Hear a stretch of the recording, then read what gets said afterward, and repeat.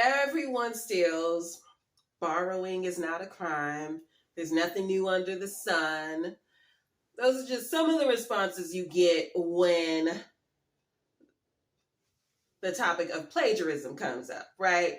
So there are, I would say, no new stories out there. I would just say it's the author's take on a story that makes it new and fresh, if they can achieve that. But I don't think, I would agree with that consensus that there are no new stories, just new voices, I would say. So the question is, when does it go from being inspired by or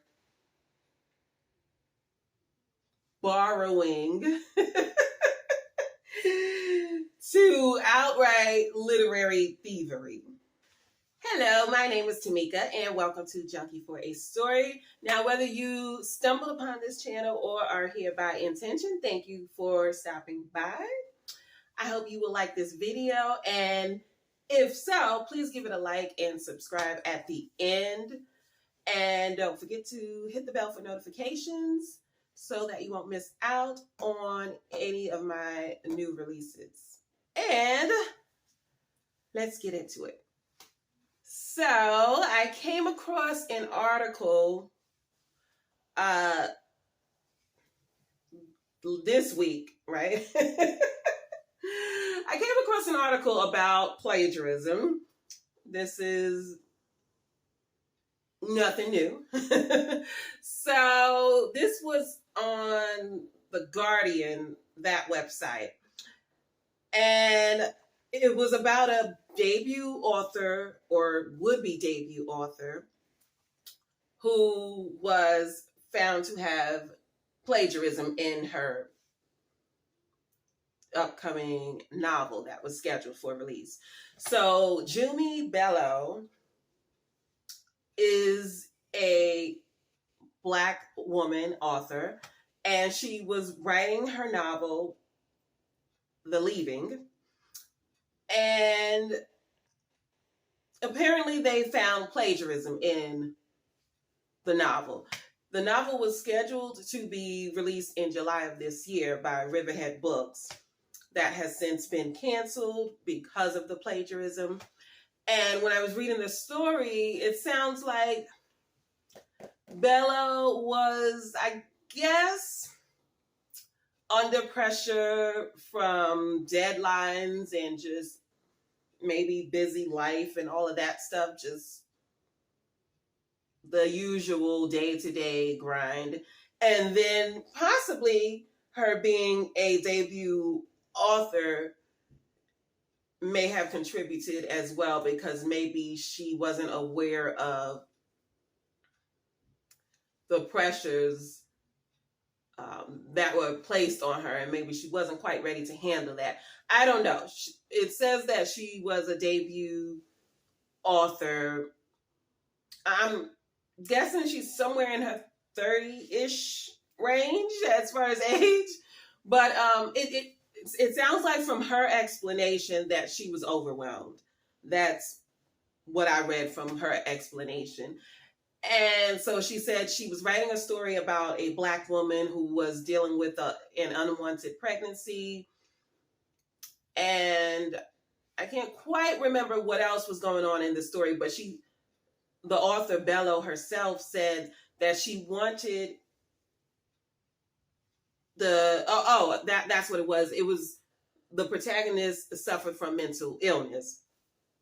And the author said she wanted this story to come across, in an authentic way, but she hadn't experienced, it sounded like she was saying she hadn't experienced pregnancy, so she may have. Okay, so I have repeated more than once that in the debut novel, The Leaving,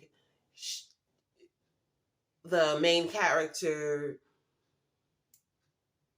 has an unwanted pregnancy. So I just want to make a correction there.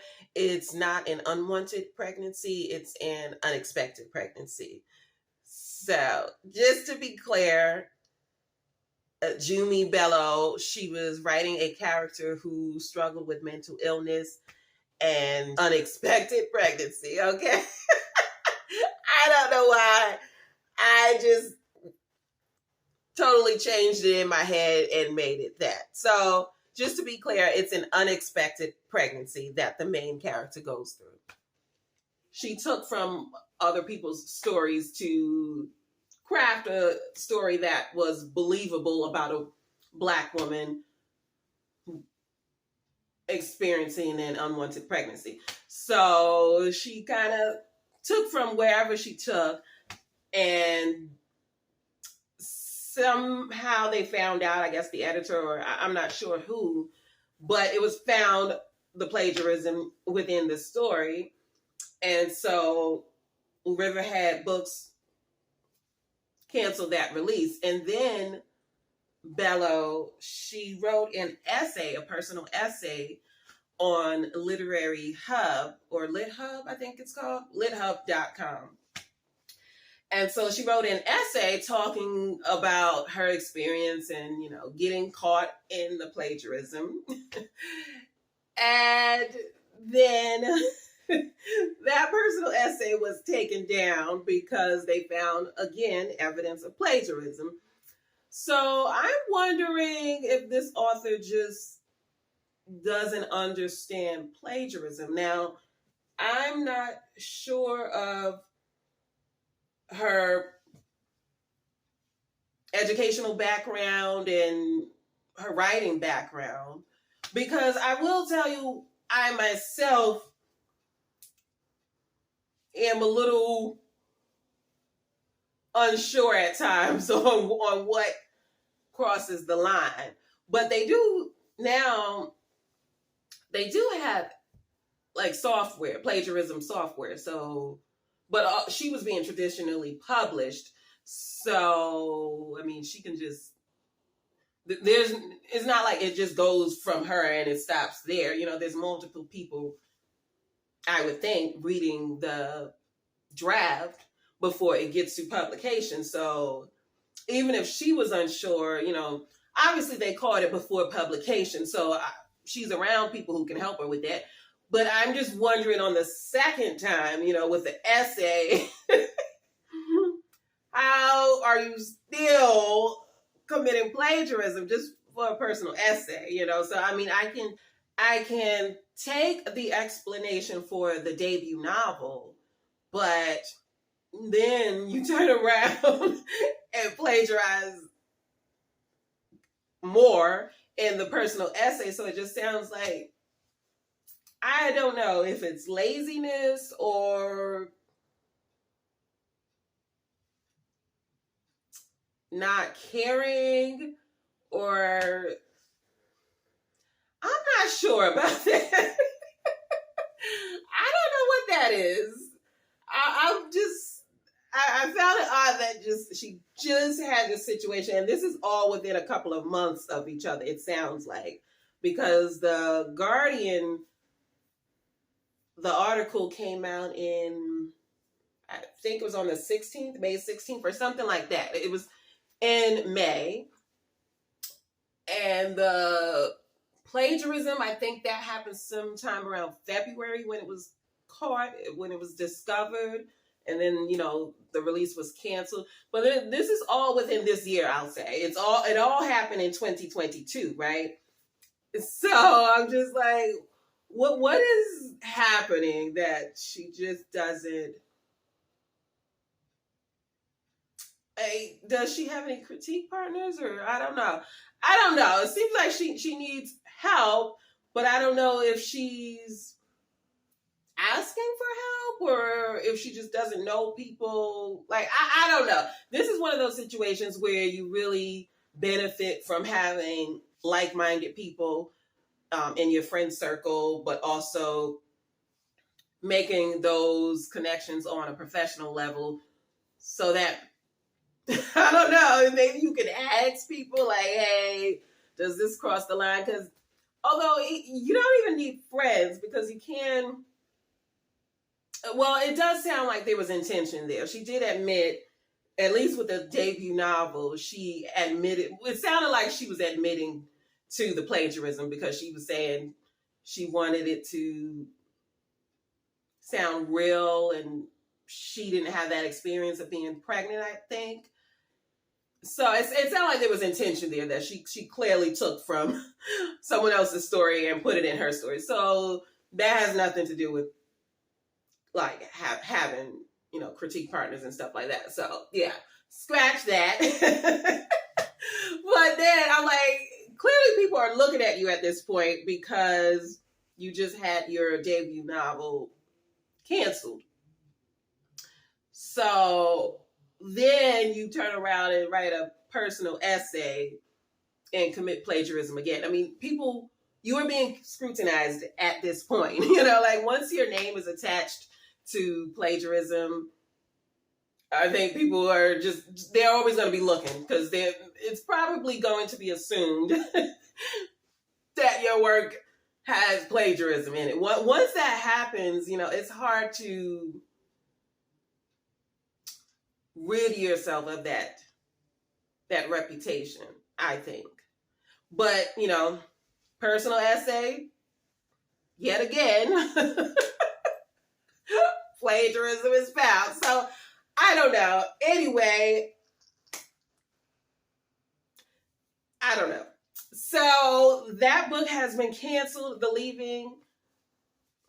I am curious to read her work to see how, like, to hear her voice as an author and see what she came up with. Still, I'm curious about the book, but obviously it has been canceled and I don't hear anything about any other publisher picking up the book. So obviously no one wants to touch it. So The Leaving will not grace the shelves anytime soon. But anyway, in related yet fictional news,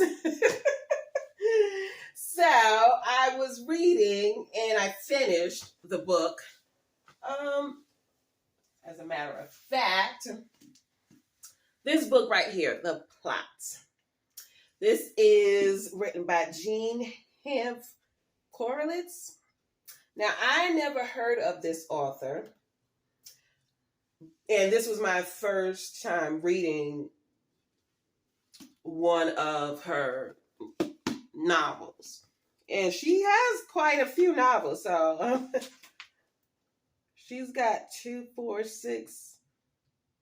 adult novels, and then, you know, some poetry and stuff like that. I mean, she's been around. So anyway, I've heard people talking about this book and giving it rave reviews. So I was curious and figured I'd give it a try, right? So I was reading the physical book as well as listening on audio. And you know what? I forgot to write down the name of the narrator. Let me just look that up real quick.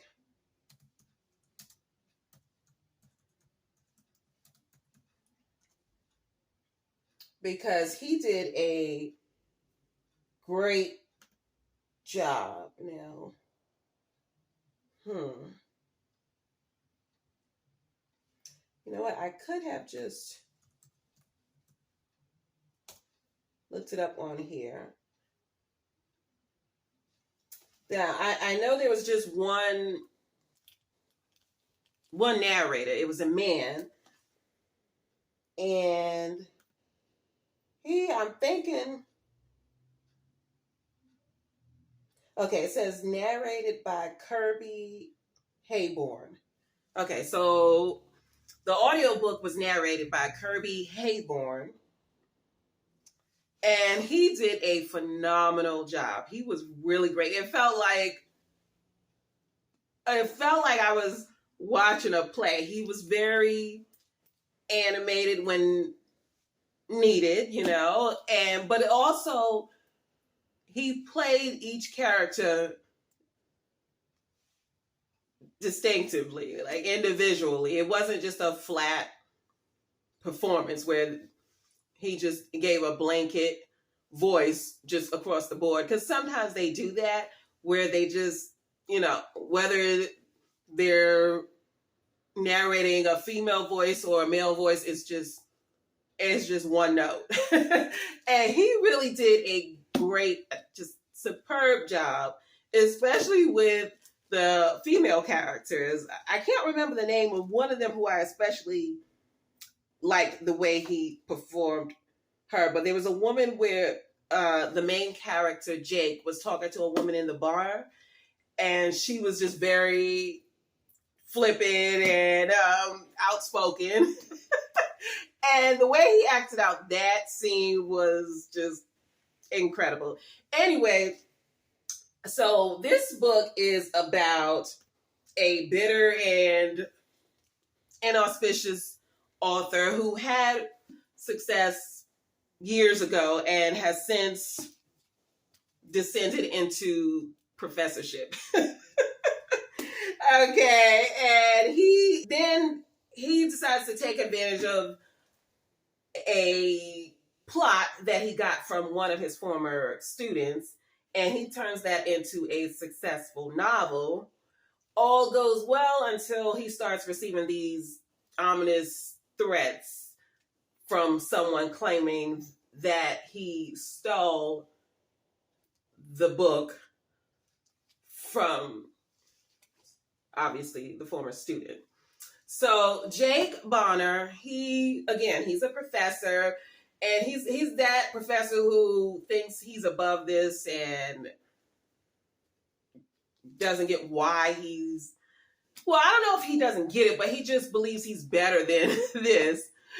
And he kind of has that superior kind of personality, like this is beneath him, but obviously his author career is dead, so he is a professor.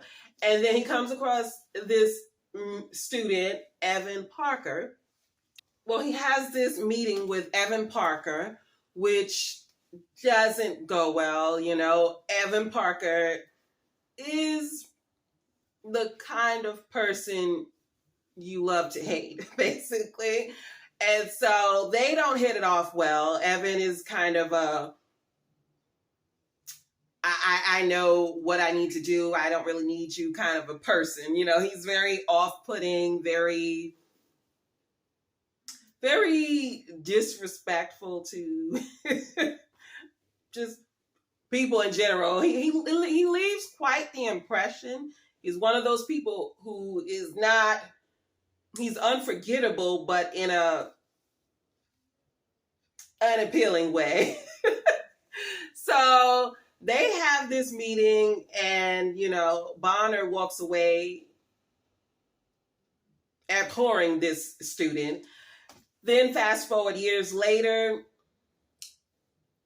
Bonner gets this book published based on the former student's plot idea.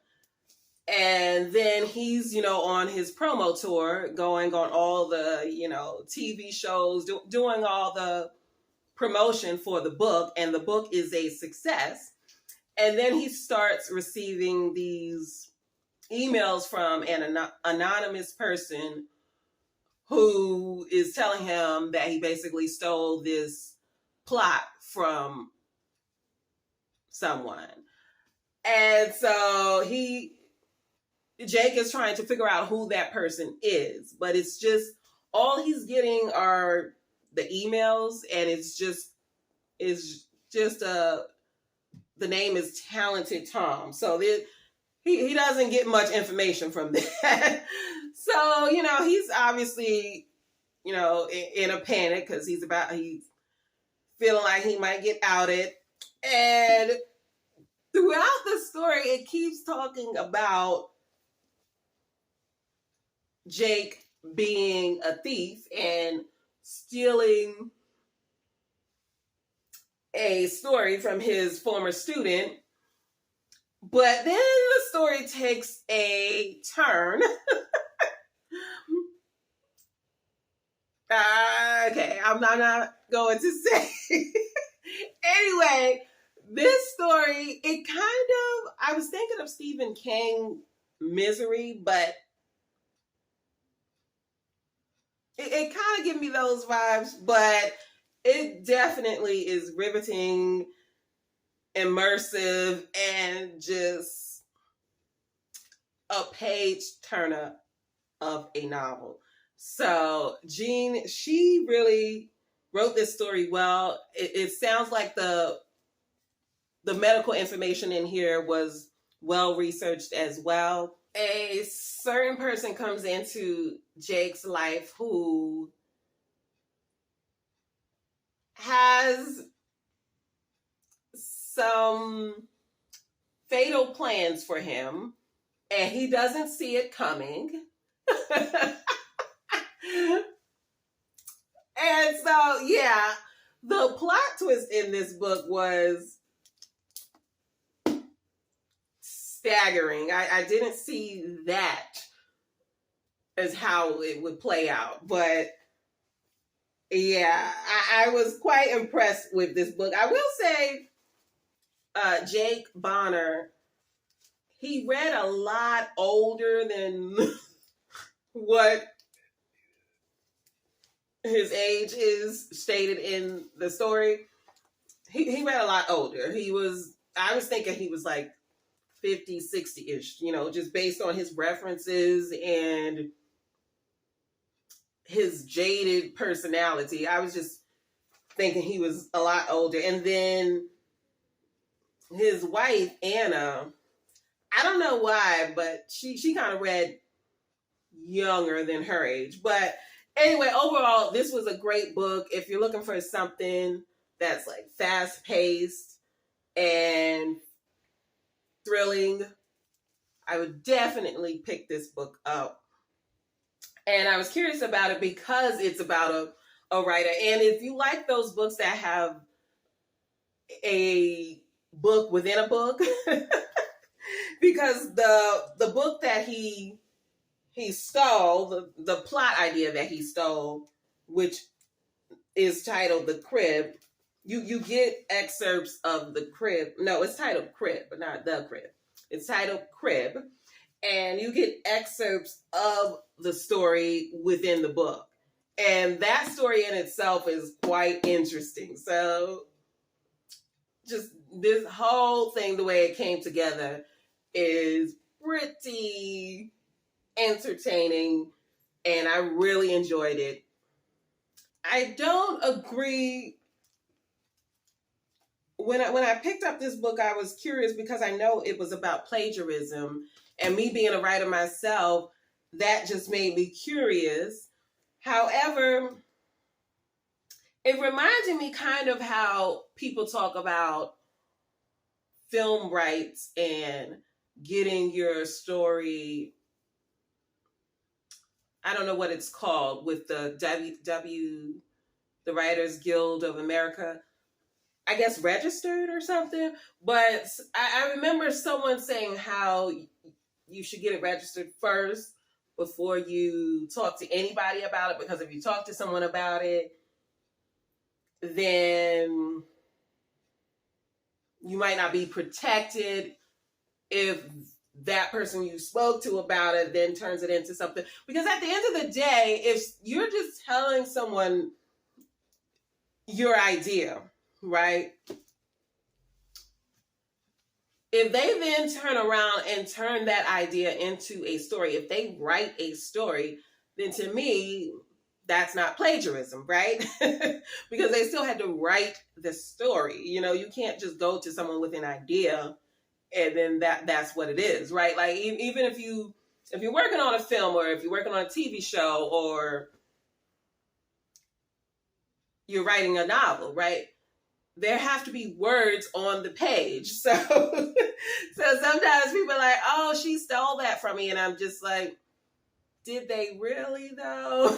Because if all it was an idea, and who's to say that they wouldn't have come up with the idea themselves? I mean, just like you got the idea, we're all living in this world together, consuming the same inspiration. You know what I mean? We're living in the same society. So who's to say that a plot idea can be stolen anyway? Because chances are they might think of that on their own anyway. You know what I mean? But the person, they would still have to write the story. So I think a lot of times people call just taking an idea plagiarism when that's not really the case, you know? But anyway, that's what's explored in this story here. It's like,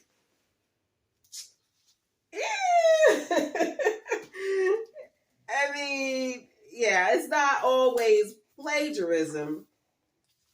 And let me just read something. I wanted to read this part here. So, enjoying the video so far? Please give it a like and subscribe if you want to keep up with Junkie for a Story. On my channel, I upload videos every week. Usually they are book and film related, and sometimes I will discuss current events involving celebrity figures. I hope to see you in the next one. Thank you. Back to the video. This is Jake. He says he hadn't gone, and I don't know if I mentioned this, but it is told in third person. So he said, so it says, oh, this is like the, let me see, what chapter is this? This is chapter 7, tap, tap. And this is the end of chapter 7. It says, he hadn't gone looking for this. He had upheld the honor of writers who listened to the ideas of other writers and then turned responsibly back to their own. He had absolutely not invited the brilliant spark his student had abandoned. Okay, involuntarily abandoned, to come to him. But come it had, and here it was, this urgent, shimmering thing already tapping in his head, already hounding him. The idea, the characters, the problem. So what was Jake going to do about that? A rhetorical question, obviously. He knew exactly what he was going to do about that. So Evan, I don't know if I mentioned, Evan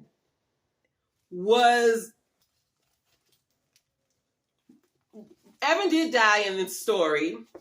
The student, Evan Parker, he did die.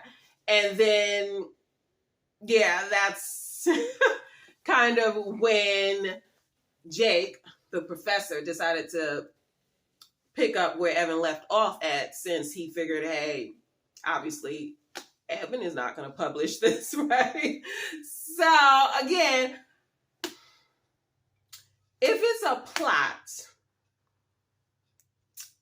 like it's not, I don't know. And then that's where it gets tricky with plagiarism. But again, I feel like if it's just a plot, that's not really plagiarism, you know? Now, if you take it word for word, obviously. But I don't know about that. Because again, you would have to write the story, you know? You would have to write that story. But anyway, this was all very fascinating. Like I said, I would recommend it. If you like a book within a book, if you are looking for an adult thriller, this is a good read. You will enjoy it. Okay. Those are my thoughts. I'm out. Catch you next time. Bye.